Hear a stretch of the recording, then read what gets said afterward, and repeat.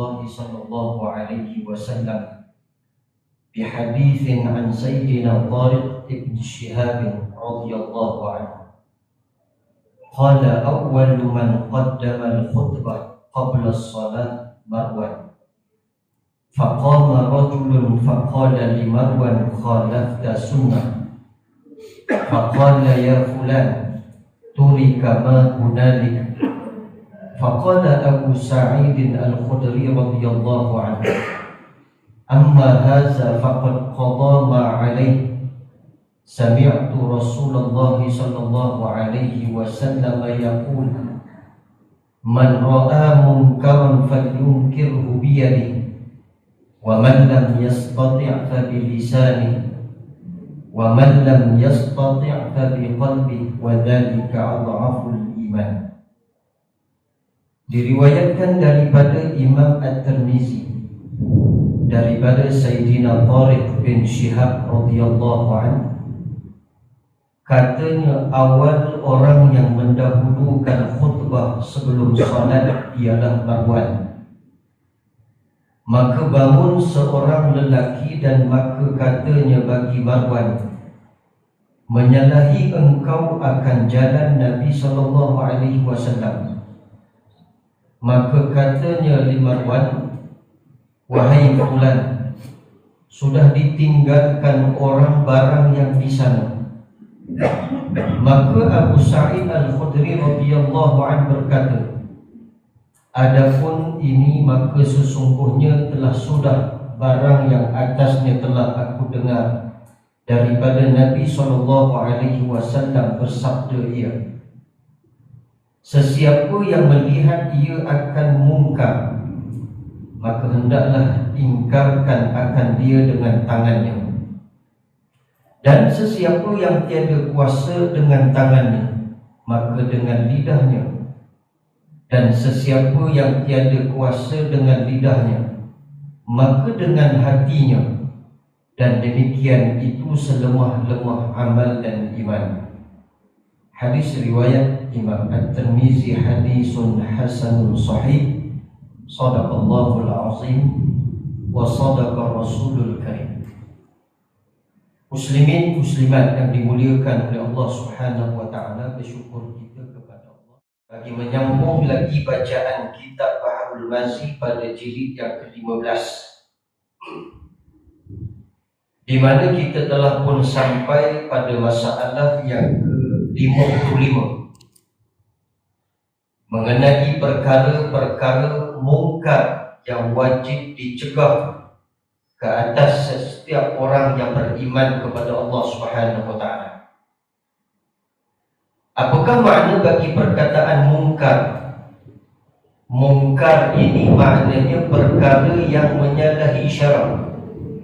Diperbuat sesuatu perkara yang menyalahi agama Islam, maka ini namanya mungkar. Tak kiralah apa pun perbuatan dan pekerjaan yang dilakukan yang menyalahi Islam, yang menyalahi syariat Islam, maka itu namanya mungkar. Dan kenapa wajib mencegah kemungkaran? Kita sudah pun membaca pada sebelum ini mengenai mungkar mengundang bala Allah Subhanahu wa taala. Perkara-perkara yang dilarang oleh Allah dilakukan oleh manusia akan mengundang kemurkaan Allah Subhanahu wa taala, akan mengundang bencana besar daripada Allah Subhanahu wa taala sebagai azab di dunia sebelum kita sampai di hari akhirat. Dan mencegah kemungkaran itu bukan hanya diletakkan di atas batang leher pendakwah. Bahkan sebagai seorang Muslim wajib mencegah kemungkaran. Kerana apabila seseorang mukmin itu melihat kemungkaran, dia tidak mencegah kemungkaran, sebenarnya orang mukmin itu telah melakukan kezaliman. Apa kena mengena zalim?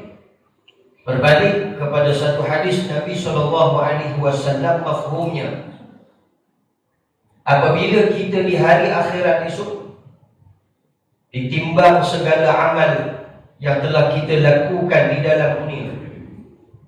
Tiba-tiba datang seseorang yang kita tidak kenali, lalu meminta kepada kita akan pahala-pahala yang telah kita kerjakan.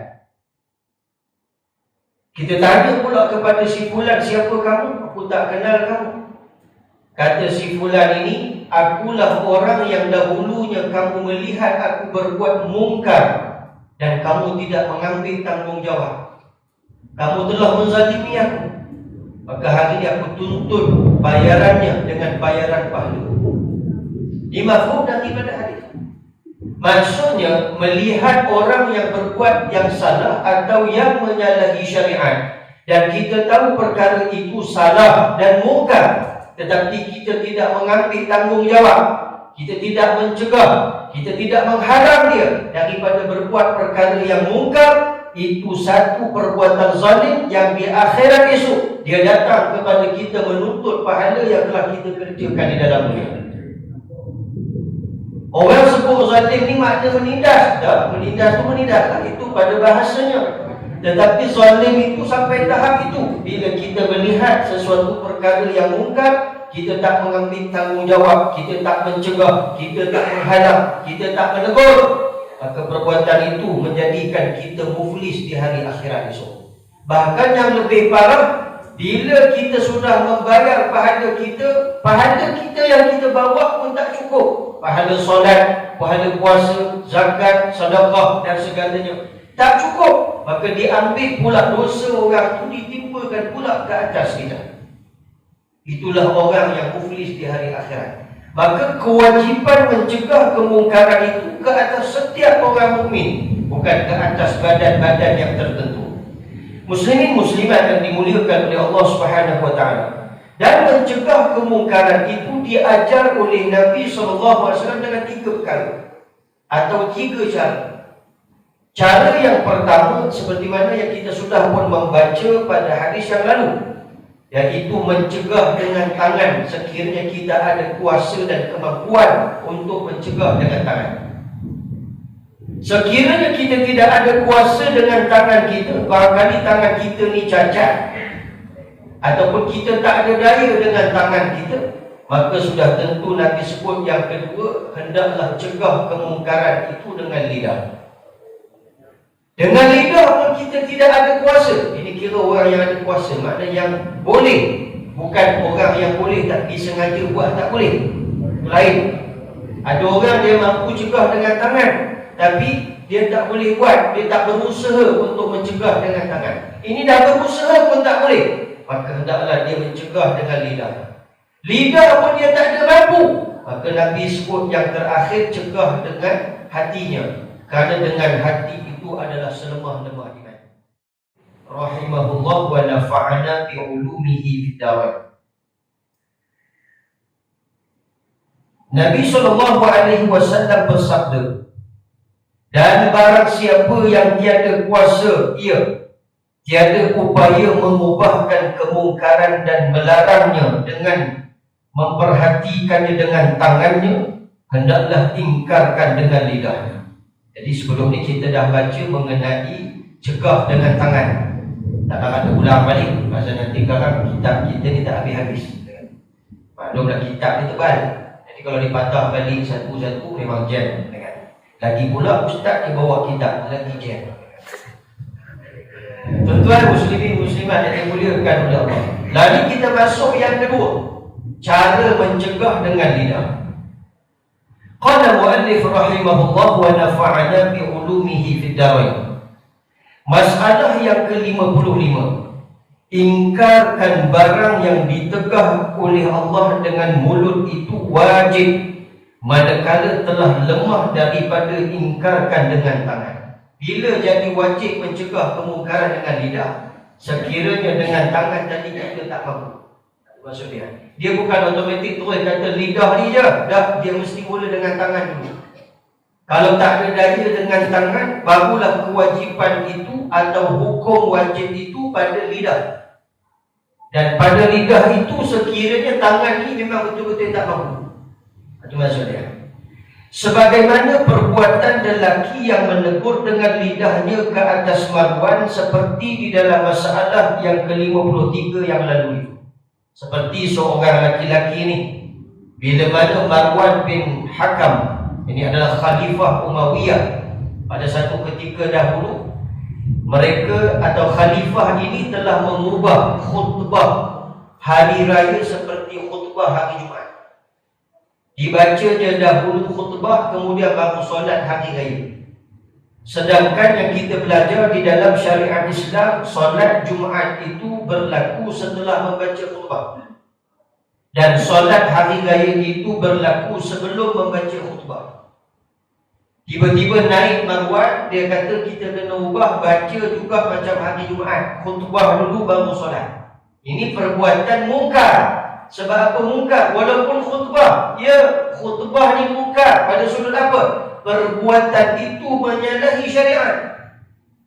Sebab tu kita terang awal tadi, mungkar itu apa? Mungkar itu perbuatan yang menyalahi syariat. Tak kira lah apa pun yang kita buat, kalau sudah menyalahi syariat, itulah mungkar. Tak boleh kita nak kata ustaz, dia tidak mungkar ustaz. Itu masalah kita, kerana kita tidak memahami syariat Islam. Namanya Islam tapi perangai tak macam perangai Islam.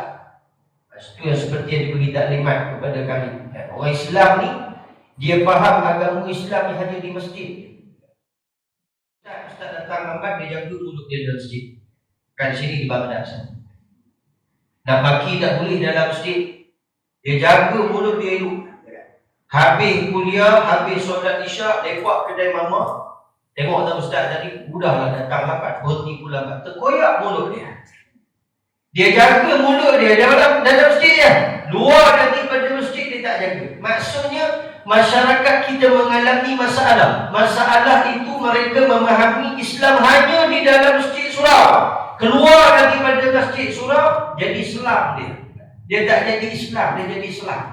Kalau kabut dia tak bercirikan sifat seorang Islam, tidak hidup dengan cara hidup Islam. Ini masalah. Nah, tuan-tuan muslimin muslimat yang dimuliakan oleh Allah, Marwan bin Hakam dia telah melakukan kesalahan. Kesalahannya apa? Membaca khutbah sebelum solat hari raya. Hukum asal kita ni kena tahu, hukum asal hari Jumaat itu adalah hari raya. Kan setahun 2 kali. Setiap hari Jumaat kita beraya. Cuma kita tak perasan kita raya. Sebab hari Jumaat ada sebahagian tempat tak cuti, sebab tu tak berasa raya. Dia beraya, dia berasa sekali dengan cuti, atau baru berasa raya. Nah, asal hukum hari Jumaat seperti hari raya. Maksudnya dibaca khutbah itu selepas solat. Oleh kerana sudah ada perintah Allah di dalam surah Al-Jumu'ah, "Idza nudiya lis-salati min yaumil jum'ati fas'au ila zikrillah." Maka Nabi SAW mengubah pada hari Jumaat, Nabi mula membaca khutbah, kemudian baru solat. Diubah hari Jumaat. Tiba-tiba datang Marwan bin Hakam naik sebagai pemimpin. Oh, dia punya ego dia lain macam. Dia rasa akulah yang membawa wawasan kepada manusia, lalu dibuka daripada khutbah selepas solat kepada sebelum solat. Bangkit satu orang jemaah yang Masya Allah memiliki ilmu pengetahuan agama. Ya Marwan, khalafta sunnah. Dia bangkit menegur perkara mungkar ini. Kamu telah menyalahi syariat. Kamu berbuat perkara mungkar. Kamu menyalahi ajaran Nabi SAW. Di Marwan bin Hakam, dia buat tindakan begitu. Maka yang itu disebutkan akan salahnya, serta menunjukkan apa jalan salah itu dengan dalil syar'i dan akli. Dan tidak ada sesiapa pun yang membetulkan mungkarnya itu. Tak ada orang pun yang mencegah Marwan, melainkan seorang hamba Allah tadi. Dia bangkit mencegah. Sebab dia tahu tak ada daya dengan tangan ni. Pasal maklumlah yang naik baca khutbah pemimpin. Khalifah Marwan ni pemimpin.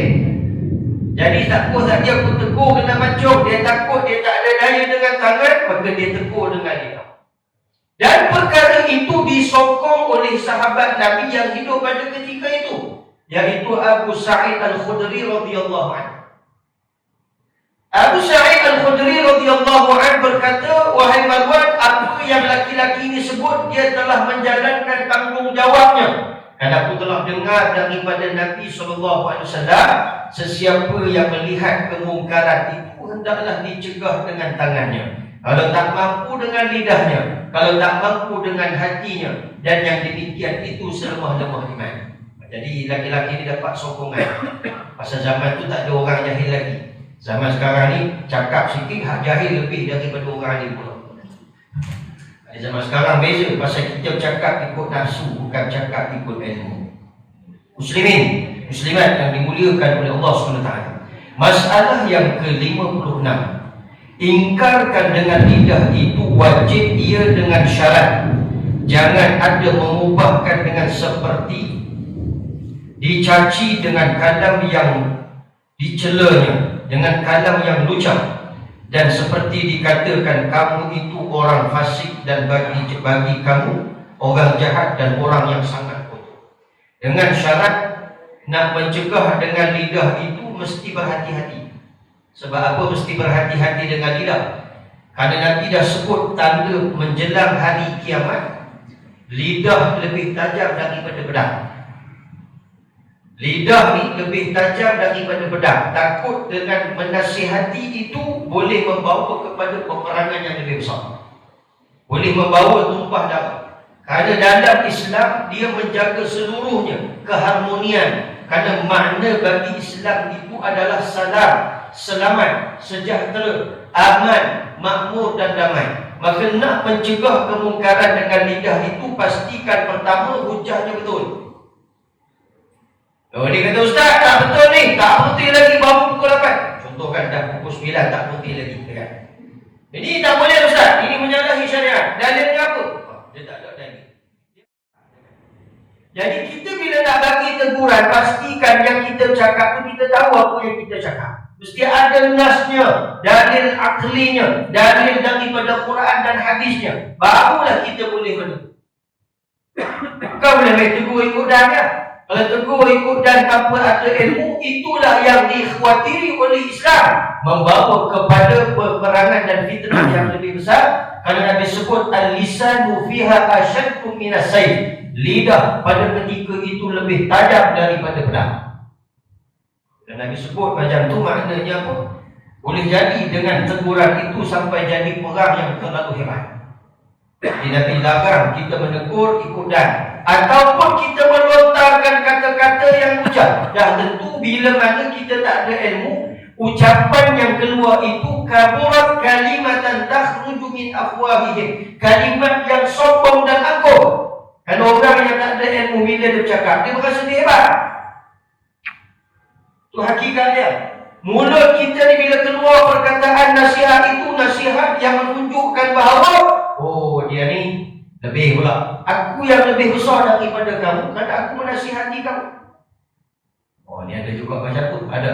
Ketika saya mana baru balik daripada Syria, mula-mula saya kuliah di Selangor ni, dan suatu orang hamba Allah Ta'ala mari jumpa saya. Ustaz, umur berapa? Waktu itu saya baru 27-28 kan. Aku balik kan. Jadi dia kata pakcik ni 60 lebih. Pakcik makan garam dulu daripada Ustaz.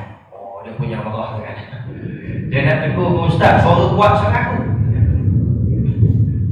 Saya pula tak ada alasan, pasal tak ada peti malam. Kalau ada peti kita boleh bagi alasan, saya kuat pasal suara. Kita orang muda, bercakap tu kalau slow orang tidur, ada kuat sikit, jadi ada orang terasa pula. Ustaz cakap tu, Ustaz kalau nak bagi nasihat macam ni, bukan umur tambah pakcik lah, pakcik makan garam dulu daripada Ustaz. Tengok, dia nak nasihat ke Ustaz macam tu, kan? Pertama, dia tak ada hujah pun, dia nak bagi tahu kata dia lebih tua daripada Ustaz. Sedangkan Nabi mengajar kita menghormati sesama mukmin itu adalah sifat yang disuruh. Laisa, dan disebut bukan di kalangan umatku orang yang kecil tidak menghormati orang yang besar, orang yang besar yang tidak menghormati orang yang kecil. Tuan nak orang muda hormat kepada tuan, sedangkan tuan tak menghormati orang muda. Bagaimana ini berlaku? Ini tidak adil. Ini berat sudah. Kamu nak orang hormat kamu, kamu nak orang beradab dengan kamu, tapi kamu dengan orang kamu tak beradab. Kadang kita nak beradab dengan orang, atau kalau orang nak kita nak orang adab dengan kita, kita kena beradab dengan orang. Sebab orang tua ni dia adalah ikon orang muda. Dia menjadi perhatian orang muda. Apa yang orang tua buat, orang muda ikut. Apa yang orang muda buat, orang tua ikut dah. Orang tua tak ikut.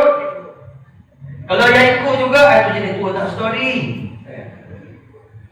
Orang muda ni dia ambil tamsil, ataupun disebut qudwah. Teladan yang diambil adalah daripada orang tua.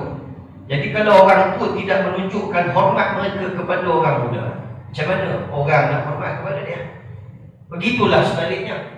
Bukan setakat tua muda, siapa yang berpangkat bos ke, pemimpin ke, kalau nak orang hormat ke dia, dia hormat ke orang. Barulah orang balas balik jasa. Suruh anak kita jangan hisap rokok, tapi dalam masa yang sama kita ada rokok di tangan. Tak ada. Yang lagi jahat ni, bapa dah habis kotak dah, tolong pergi beli kat kedai. Suruh anak pergi beli pula. Ini bukan di sini, di Baghdad sana. Tuan-tuan muslimin muslimat yang dimuliakan Allah. Maka sebab itu Islam mengajar kita nak mencegah kemungkaran dengan lidah ni, pastikan kalam itu adalah kalam yang menepati syariat. Berlandaskan kepada dalil nas Quran, hukum akal yang betul, bukan semburan, bukan kalam bazi, bukan kalam yang mencela. Maksudnya, maka orang yang fasik dan jahat dan kotor itu tiada lain daripada mau berkubang di dalam lumpur kejahatan dan maksiat. Bila kita bercakap kalam yang bazi, kita bagi nasihat dengan kata-kata yang tidak ada adab, maka kesannya orang ni lagi ekstrim lah, lagi jahat. Dia takkan tinggal kejahatan dia dengan sebab perbuatan kita, dengan sebab teguran kita. Sebab dengan lidah ni dia lebih kepada dinun nasihat, nasihat. Beri nasihat bersesuaian. Ulama tasawuf pun dia nak bagi nasihat kepada orang pun dia ada cara dia ada uslub dia. Ada satu orang hamba Allah jumpa seorang alim sufi, saya tak ingat nama dia. Dia berkata, wahai tuan alim, wahai tuan guru, bawakan kepada saya dalil Al-Quran dan hadis yang boleh saya buat maksiat. Bawa saya dalil, carikan saya satu dalil yang boleh saya buat maksiat. Cerita zaman dulu, zaman sekarang ni tak tahu macam mana kan? Cerita zaman dulu. Orang alim ni pasal tengok dia budak remaja ni, dia habit nak buat maksiat. Maka kata orang alim ni, kalau kamu nak buat maksiat, carilah tempat yang Allah tak melihat. Carilah. Itu dalil dia. Carilah tempat yang Allah tidak melihat apa yang kamu buat. Sedangkan apa yang kita buat, apa yang terlintas dalam lubuk hati, Allah lebih mengetahui. Allah melihat. Penglihatan Allah tidak ada sempadan dan batas. Dia tidak seperti penglihatan kita. Kita melihat sejauh mana kita boleh melihat sampai sini je. Luar daripada tu lebih sikit, apa yang berlaku dekat dataran Syah kita tak dapat melihat. Jadi penglihatan kita memiliki batas. Allah Subhanahu wa taala Sami'un Basir, Tuhan yang Maha mendengar lagi Maha melihat. Penglihatan Allah itu tidak ada batas dan sempadan. Allah tahu kamu kalau nak buat maksiat, cari tempat yang Allah tak melihat. Tak ada. Tak ada istilah boleh buat. Sebab dalil tadi menggunakan dalil akal. Cari tempat yang Allah tak tahu, sedangkan Allah tahu semua apa yang kita buat. Jadi tak boleh. Kalau nak kita buat, pergi cari planet bumi yang bukan milik Allah. Kalau kamu nak buat maksiat, kalau kamu nak buat benda mungkar, cari bumi yang bukan milik Allah. Tak ada. Semuanya milik Allah. Allah Tuhan yang menciptakan alam ini. Maka nak lari mana?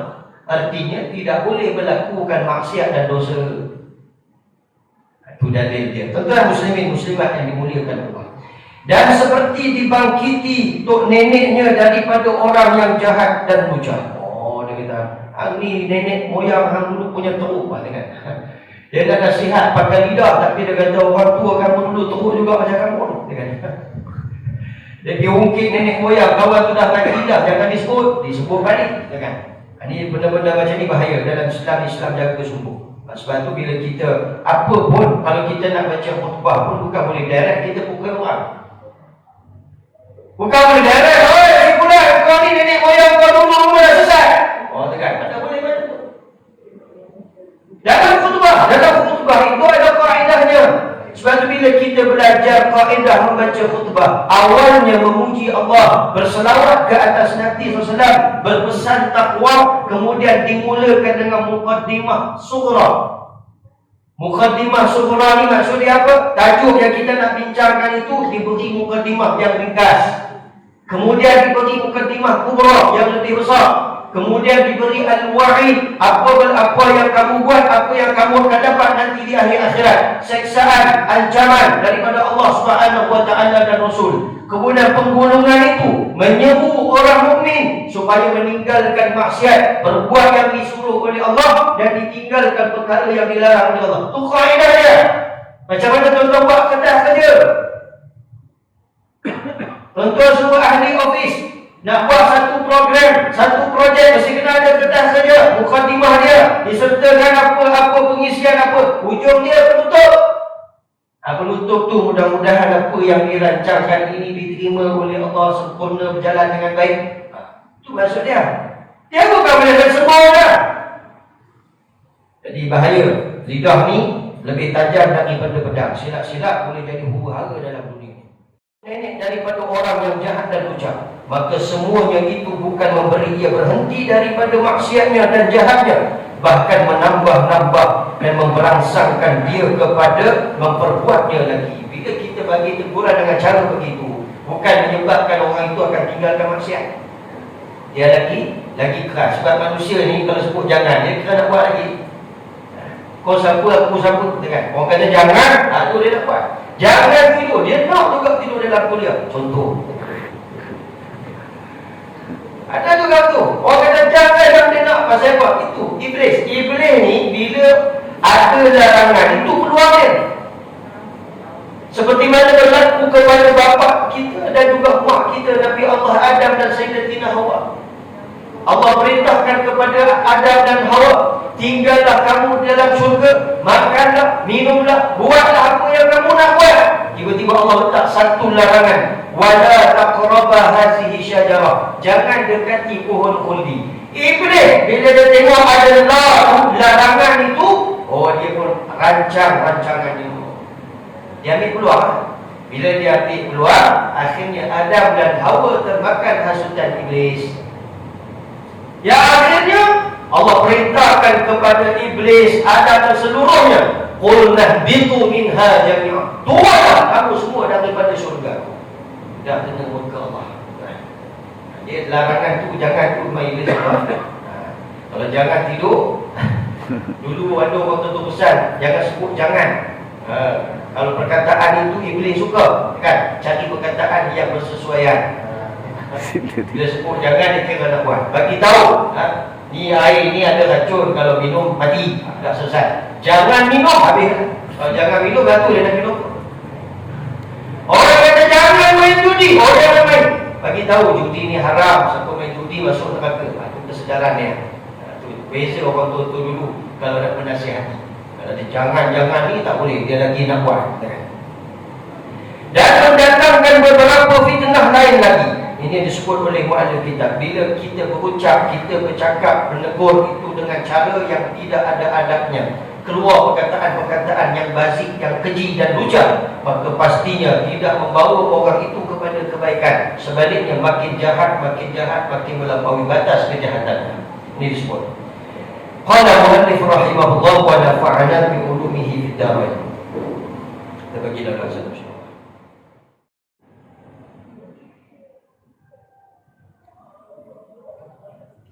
Muslimin muslimat yang dimuliakan oleh Allah Subhanahu wa taala. Qala muallif rahimahullah wa nafa'ana bi ulumihi fid darain.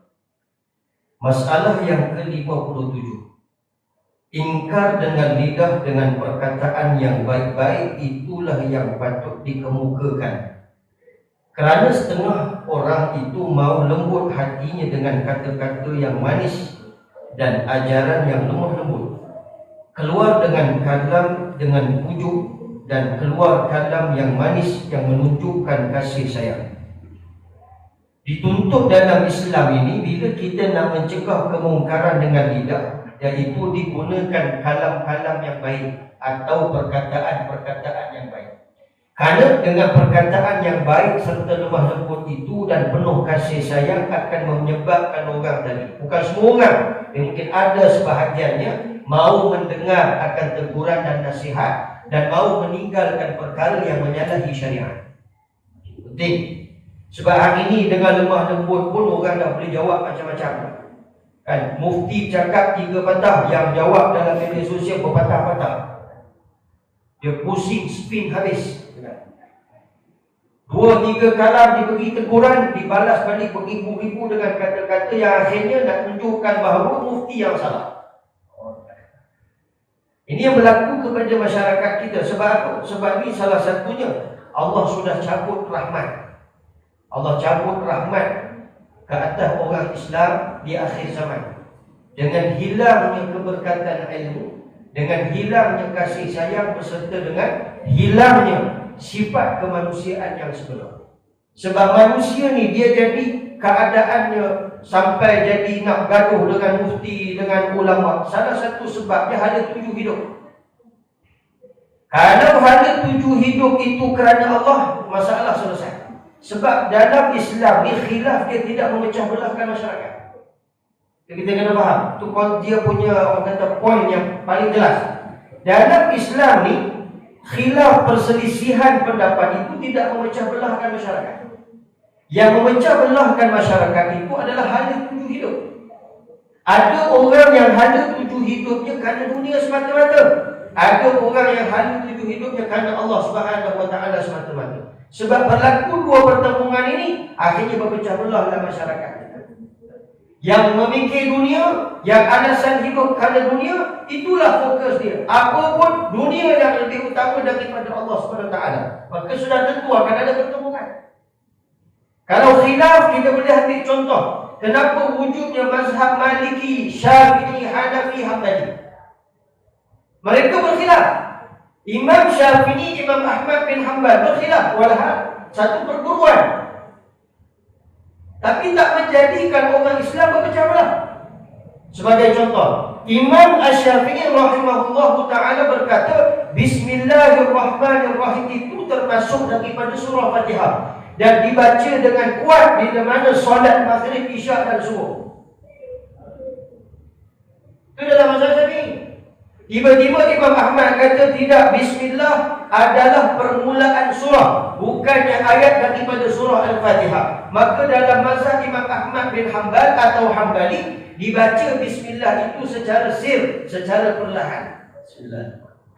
Alhamdulillahirabbil alamin. Tapi bila mana Imam Syafi'i sakit, Imam Ahmad datang ziarah saling mendoakan, sembuh penyakitnya. Begitu juga bila Imam Ahmad sakit, Imam Syafi'i pergi ziarah, sembuh penyakitnya. Maknanya mereka tak bergaduh pun, tak berpecah pun. Pasal apa? Sebab khilaf itu menyatukan umat. Yang jadi perpecahan itu hal tuju. Kamu hidup kerana nakkan pangkat, kamu hidup nakkan kerana dunia. Yang ni pula kamu hidup nakkan kerana Allah Subhanahu Wa Taala, menjunjung perintah Allah, mengharap redha Allah. Maka pertemuan ini yang menjadikan kita berpecah belah.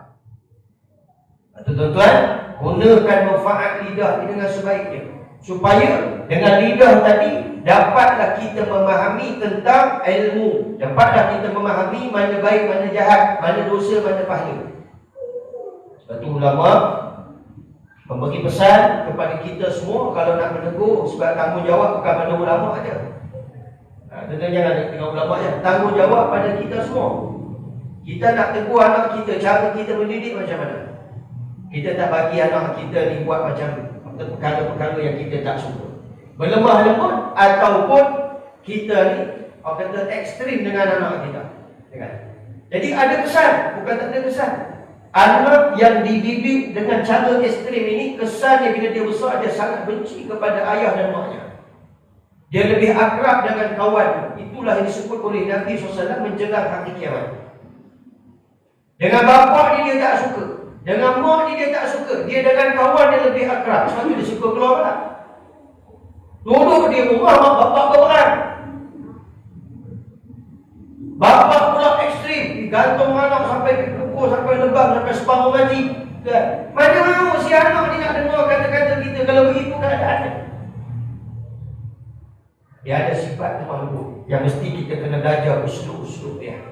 Supaya anak-anak ni mendapat tarbiyah yang sempurna. Samping itu, kita tak lepas senantiasa kita kena banyakkan doa kepada Allah SWT. Doa lah penting sebab cabaran hari ini, cabaran bukan macam zaman dulu. Cabaran hari ini nak melepaskan anak keluar daripada rumah, terutamanya anak perempuan, cabarannya cukup besar. Dia ada berhadapan kawan-kawan universiti lagi, tak masuk perangai dia yang semakin hari semakin matang, semakin remaja. Tindakan-tindakan dia mengikut sesuaian zaman. Zaman kita ni banyak remaja jadi liar. Sebab apa jadi liar? Hilang bimbingan agama. Jadi liar. Di pengalaman yang saya lalui, budak universiti bagi tahu kawan dia berzina beberapa kali. Saya nak nasihat macam mana saya pun takut. Minta kat saya nasihat. Saya kata saya bukan pakar nasihat. Pergi rujuk jabat agama, cari penasihat. Kalau saya bagi nasihat sekadar saya bagi je lah. Tapi tindakannya yang lebih baik daripada pejabat agama. Anda pula menyabitkan perempuan tadi hamil. Kadang-kadang anak yang tidak berstatus ni kahwin pun belum lagi. Ini berlaku ni. Banyak benda nak kena fikirkan. Jadi hakikatnya masyarakat kita pada hari ini berdepan dengan satu zaman yang lebih mencabar. Lagi-lagi generasi kita. Sebab tu jangan pernah putus doa. Doa kepada Allah di samping lidah kita menegur yang baik-baik kepada anak-anak kita. Ini ditegur Ustaz, janganlah pukul anak saya. Sampai satu tahap ada mak bapak ni bila diambil tindakan kepada guru macam tu. Ada sebahagian sekolah lah, bukan maknanya sekolah saya. Ada sebahagian sekolah mak bapak ambil tindakan kepada guru dengan menyaman ataupun heret ke mahkamah dan sebagainya. Saya kira itu sudah hilang adab. Dan apa kesan dia? Bukan hari ini kesan dia. Anak itu. Guru di sekolah ni, dia sebagai penolongnya. Bukan tugas utama dia untuk mendidik anak tuan. Dia penolong. Yang menjadi guru sebenar bagi anak-anak itu adalah ibu bapa. Masuk sikit lah. Pasal ada zaman macam buat ni sebut juga. Ibu bapa. Hak di sekolah itu penolong dia. Sebab kita sibuk. Dah penolong buat kerja, kita sampai penolong. Macam tu tuan. Dia minta tolong dengan kita, tapi dia bantai kita balik. Orang nak tolong ke tak mahu tuan. Itu sebab dia tak pekan. Anak dia bagi dia. Sayang anak sampai bila anak buat maksiat, tak mau tegur. Sayang anak bila anak buat dosa, buat salah, dia tak mau tegur. Bila ustaz tegur, bila cikgu tegur, oh cikgu tak boleh pakai. Tuan, tak apalah zaman kita hari ini tuan, macam-macam ujian yang kita alami. Sebab tu saya kata tadi, kuatlah berdoa zaman-zaman ini. Kerana takut anak-anak kita ni wa'ayazubillah, liar mereka sampai satu tahap benci mereka kepada agama Islam ini. Muslimin muslimat yang dimuliakan oleh Allah, maka hendaklah menegur dengan lidah itu menggunakan perkataan yang baik-baik, lemah lembut dan juga yang manis, yang berkasih sayang. Maka tertentulah yang demikian itu pada tempat-tempat dan masa-masanya dan orang-orang. Bersesuaian. Cakap tu nak lemah lembut kena sesuai dengan keadaan itu. Kena sesuai dengan keadaan. Sebab dalam Islam ni bukan semua benda kita boleh berlembut. Betul dia. Ni dalam benda mungkar pun kita berlembut. Alah tak apalah, sikit dia minum arak. Benda boleh. Dalam Islam ni ada benda, ada perkara, ada part yang kita kena berlembut. Tapi ada part yang kita kena tegas. Dalam perkara larangan Allah kita kena tegas. Tapi tegas itu kena bersesuaian dengan keadaan dan zaman itu. Kalau ada zaman Sayyidina Umar, kalau Sayyidina Umar hidup pada zaman kita, cara Sayyidina Umar mencegah kemungkaran, dia bukan main pakai lidah dia tarik pedang dia. Dia tarik pedang dia. Dia kalau marah pun dia akan tarik pedang dia tak pakai mulut dia. Kalau seandainya Sayyidina Umar hidup pada zaman kita, agak-agak tu tahu macam mana? Nak tegur apa-apa nak berhenti tak berani. Nak komplain, Sayyidina Umar sila berhenti dekat lapas tengah dah. Tutup. Tak ni. Saya zaman saya Umar, situasi dia begitu. Begitulah bila kita belajar kitab fiqh Maliki, Hanafi, Syafi'i, Hanbali. Ini kitab fiqh. Kita di Malaysia berpegang kepada mazhab Syafi'i. Mazahib empat ini dia mengikut keadaan. Sebab itu Imam Malik dia tegas dalam semua perkara. Imam Syafi'i dia lembut sikit dalam sebahagian perkara, dan sebahagian perkara dia tegas. Imam Abu Hanifah semua perkara dia tegas, melainkan dalam perkara muamalat. Perkara muamalat maksudnya dalam perkara muamalat dia tegas. Semua perkara dia berlembut, tapi dalam perkara muamalat dia tegas. Itu Imam Abu Hanifah. Sebab tu kalau nak belajar bab muamalat ni, belajar kitab fiqh Hanafi, dia straight the point. Dosa-dosa tak boleh nak kata sikit boleh lah, tak ada. Kalau kamu dah ambil secepis tanah orang dalam jual beli urusan tanah, jual tanah ni dah ambil sikit, mana boleh berbuat? Itu tanah orang bukan tanah kamu. Satu hari Imam Abu Hanifah dengan anak murid dia berjalan musafir di satu tempat, dan kemudian ketika panas yang sangat terik, anak muridnya berteduh di bawah pokok itu. Imam Abu Hanifah tak mahu berteduh di bawah pokok itu. Anak murid tanya, tuanku kenapa tak main duduk sini, main duduk sikit, tu sana panas. Kata Imam Abu Hanifah, pokok itu dalam tanah aku yang aku beri sewa kepada si fulan. Tu sampai dah tu, aku beri sewa kepada dia. Jadi kalau aku nak duduk situ, aku boleh minta izin dengan dia. Walaupun itu tanah aku, tapi dia bayar sewa setiap bulan. Kita orang sewa rumah kita, boleh masuk sekali rumah. Itu Imam Abu Hanifah, dia straight dalam perkara tertentu, maknanya bersesuaian dengan zaman. Imam Syafi'i dia berlembut dalam sebahagian perkara, tapi tegas dalam sebahagian perkara. Maknanya bukan semua perkara kita boleh berlembut. Itu maksudnya. Nabi SAW kalau perkara yang disuruh oleh Allah, Nabi berlembut. Tapi kalau perkara larangan Allah, Nabi bertegas sampai nampak merah wajah baginda sallallahu alaihi wasallam. Tegas baginda sallallahu menyatakan ini perkara yang dilarang oleh Allah Subhanahu wa taala. Dan begitulah, maknanya bersesuaian dengan tempat dan masa dan orang-orang dan keadaan ini maksudnya. Contoh tuanlah, saya tak ada kuliah sampai pukul 10. Tuan, saya memahami tu tuan, insya-Allah kita berhenti sikit lagi. Jangan tengok jam. Itu je syarat. Tentang muslimin muslimat yang dimuliakan Allah, seperti dikatakan kepada orang itu. Ini seperti ni maknanya bawa contoh. Kalau kita tumpah, kata orang Perak, tumpah ni maksudnya apa? Tak ada idea nak cakap macam mana ni. Jadi kita boleh ambil, dia bagi contoh banyak ni, panjang sampai pukul 8, pukul 9 pun tak habis panjang dia. Seperti demikian kata kepada orang yang bermalu dan juga dalam taulannya yang berakal. Apalah pekerjaan kamu ini? Adalah pekerjaan ini dilarang syarak kita sebagaimana engkau ketahui. Nampak? Dia tak sebut jangan. Nampak tak? Dia berkata memusik ayat itu bagi sedar. Kan? Benda yang kamu buat ni tak betul, tapi cara dia tegur tu begini. Apalah pekerjaan kamu ni, sedangkan pekerjaan ini dilarang pada syarak kita. Maka aku tiada upaya dan tiada sampai hatiku membiarkan saudaraku atau taulanku atau anakku atau kasih sayangku yang demikian itu. Kerana perkara ini kamu pun tahu dimurkai oleh Allah Subhanahu wa taala. Benda ni Allah tak suka. Ni kena belajar pula usul dakwah ni, kan? Ni Allah tak suka, kan? Ustaz, lepas itu Allah tak suka lama-lama tidak baca ni Allah suka. Tak suka tu tuan. Ada sebahagian tempat dia main hantar surat kat depan, dia kata ustaz, apa nama, rasa macam tak cukup lah, tambah lagi setengah. Ada sebahagian tempat di Kelang. Saya lalui perkara ni tuan. Dia hantar surat kan, nak tanya soalan, upah suruh belajar lagi setengah jam. Kita dah kumpul idea lah. Dah cakap banyak, kena berhenti lah. Habis idea lah, kan? Sebab nak cakap ni kena prepare, bukan betul cakap je. Jangan kita prepare, kita baca buku, kita tengok apa yang betul kena cakapkan. Sesuai ke tidak? Kena ada tak sesuai, kan? Sebab ada sebahagian tempat Ustaz Anas kalau berceramah macam nak pergi perang pun ada. Jadi zaman sekarang ni suara memang kena kuat. Pasal apa? Sebab kalau tak kuat, takut dia syahid dulu daripada ustaz.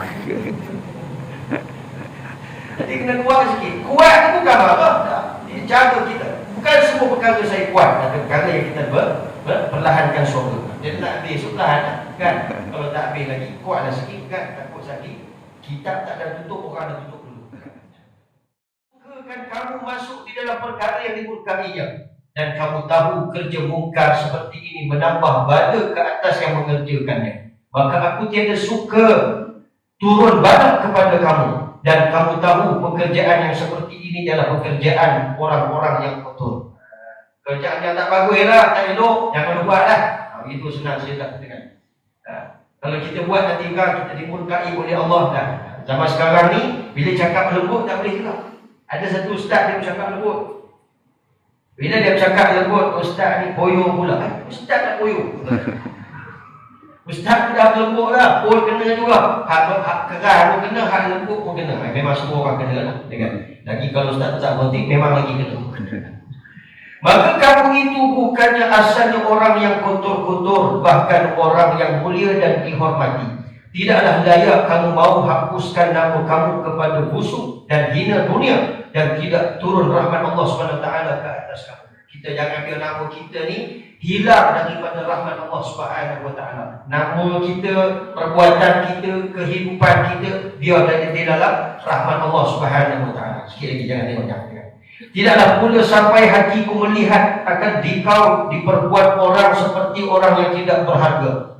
Pada jalan yang bapa kamu orang yang, padahal bapa kamu orang yang baik-baik, dan bangsa kamu orang yang mulia, dipuji orang dan suka berbuat ibadah dan taat kepada Allah dan Rasulnya, dan disayangi orang. Ini antara contoh-contoh yang dia bagi pada kita. Sebab kitab ni dia karang sekali dengan contoh-contoh sekali. Dan nak suruh kita faham benda-benda macam ni. Cari ayat yang boleh berlembut, yang bersesuaian. Kalau tuan-tuan nak speaking, dia bagi faham. Dia speaking sampai orang tak faham. Ada orang dia nak speaking orang putih, kan? Tapi orang tu tak pernah belajar orang putih pun. Maksudnya orang yang diberi nasihat tak faham pun apa yang dinasihatkan, pun tak jadi.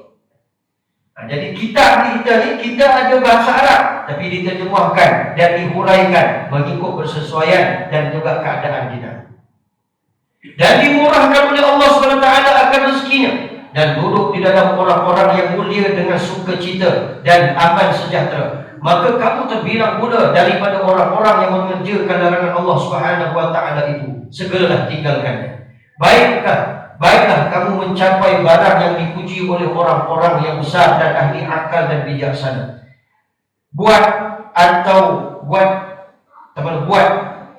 si anu, buat anu. Maka dapatlah kamu faedah di dua negeri. Maksudnya kalau kamu buat mengikut apa yang diajar oleh orang tua-tua di kalangan yang baik-baik, kamu dapat kelebihan di dunia dan kamu dapat kelebihan di akhirat. Dua negeri ini bukan selama perak, bukan selama Melaka. Dua negeri ini dunia dan akhirat. Negeri kamu di dunia kamu dapat keberkatan Allah, di akhirat kamu dapat lepas daripada sengsara azab Allah. Itu maknanya keberkatan dunia dan akhirat. Adapun aku itu tiada apa-apa, hanya aku hendak menumpang suka padamu. Suka kamu, sukalah aku. Duka cita kamu, duka citalah aku. Tu maksudnya sampai tahap dari uslub aku ni sangat baik, kita kawan dah lama, kan nak tegur anak kita ke, sahabat andai kita ke, menggunakan kalam-kalam yang seolah-olah kita seperti dia. Kasih sayang yang begitu mendalam. Kalau kamu tak kasih dan tak sayang dan tidak mengenal apa-apa daripadaku, maka sepatutnya kamu pandang dan diri kepada fikir, kepada kebajikan dan faedah-faedah yang kembali kepada dirimu. Demikianlah keluarkan perkataan yang manis-manis dan juga yang lembut-lembut, dan juga terpuji dan memujuk pula yang manis sebagaimana perbuatan ahli nasihat yang bijak-bijak. Dan itulah namanya ajaran dan larangan dengan lidah. Itu dia punya kesimpulan dia. Dan itulah ajaran dan larangan dengan lidah. Maksudnya kita nak mencegah sesuatu perkara yang mungkar dengan lidah itu, pastikan perkataan yang digunakan adalah perkataan yang lemah lembut, yang baik-baik. Barulah bersesuaian untuk kita memahami konsep dengan lidah. Sebab kan dengan lidah kan kena sebut juga, mufti pun kena sebut, kan? Ulama pun kena sebut dalam nama media sosial, kan? Media sosial itu diwakili lidah lah tu. Dia wakil lidah. Pasal tidak berdepan, kita bercakap di media sosial. Cara percakapan kita menaik tulisan dan perkataan-perkataan itu, kan? Jadi kalau kita berdepan dengan satu orang, kita bercakap tak macam tu, kan? Jadi sekarang ni ada hak berani di media sosial. Sebab tu macam-macam kalam perkataan yang kita jumpa di media sosial semuanya merujuk kepada apa? Tengok orang tadi berlemah lembut tidak dalam percakapan dia, ataupun dia mengangkat dirinya orang yang paling hebat. Muslimin, muslimat yang dimuliakan oleh Allah Subhanahu wa taala. Kata Abu Sa'id Al-Khudri telah bersabda Nabi SAW lagi. InsyaAllah kita akan sambung pada masalah. Kesimpulan yang pertama pada malam ini, bicara kita mengenai cara untuk mencegah kemungkaran dengan 3 perkara. Pertama, dengan tangan sekiranya kita mampu, kerana tangan itu dia lebih keras berbanding dengan lidah. Lidah ni lembut tapi tajam, beza pula. Jadi dengan tangan itu dia lebih keras. Bila lebih keras itu lebih cepat mujarabnya, kan? Dapat dihalang seseorang dengan kuasa dan kemampuan kita. Maka orang tadi tidak dapat bertindak balas melainkan dengan apa yang telah kita lakukan. Itu dengan tangan. Dah tak boleh dengan tegas ambil jalan tengah, dengan lembut, iaitu dengan lidah. Lidah yang lembut ini pun kita kena tahu, sebab dalam hadis Nabi SAW, Nabi dah sebut menjelang hari kiamat lidah itu lebih tajam daripada pedang. Maka menggunakan lidah ini, bicara kita pada malam ini dengan kesimpulan yang kedua, iaitu menggunakan perkataan yang baik-baik yang sesuai dengan keadaan dan setempat ataupun sesuai dengan orang. Bukanlah kita menyembur ikut sempat kita je sampai kita tak mengerti tentang apa yang kita lakukan, yang akhirnya membawa kepada perpecahan. Sedangkan dalam Islam ini perkara-perkara begini menyatukan umat, tapi boleh jadi berpecah pula kerana kita hanya tuju hidup kita mengharapkan pujian, mengharapkan orang katakan kita baik, orang yang bagus, suka menasihati orang, tapi dalam masa yang sama mulut kita celupa, cakap yang bukan-bukan, yang lucah-lucah, yang keras, yang kotor, yang keji, yang akhirnya orang yang nak buat maksiat ni sepatutnya tinggalkan maksiat, lagi terus dia buat, lagi terus dia buat, sampailah artinya dia tak meninggalkan perbuatan larangan Allah Subhanahu. Zaman mencabar, banyakkan doa sebelum untuk kita memberi teguran, dengan syarat teguran lidah kita tadi itu pasti berlandaskan kepada nas, bukti, dalil, akal, dalil Al-Quran, supaya dia lebih sempurna, lebih jelas dan lebih faham. Kalau kita cakap tapi tak ada dalilnya, takut jadi fitnah pula untuk kita semua. Jadi cukup untuk kuliah pada malam ini. Yang baik datang daripada Allah, yang kurang itu datang daripada kelemahan diri saya sendiri. Aqulu qawli hadza wa astaghfirullahal azim li wa lakum. Wassalamualaikum warahmatullahi wabarakatuh.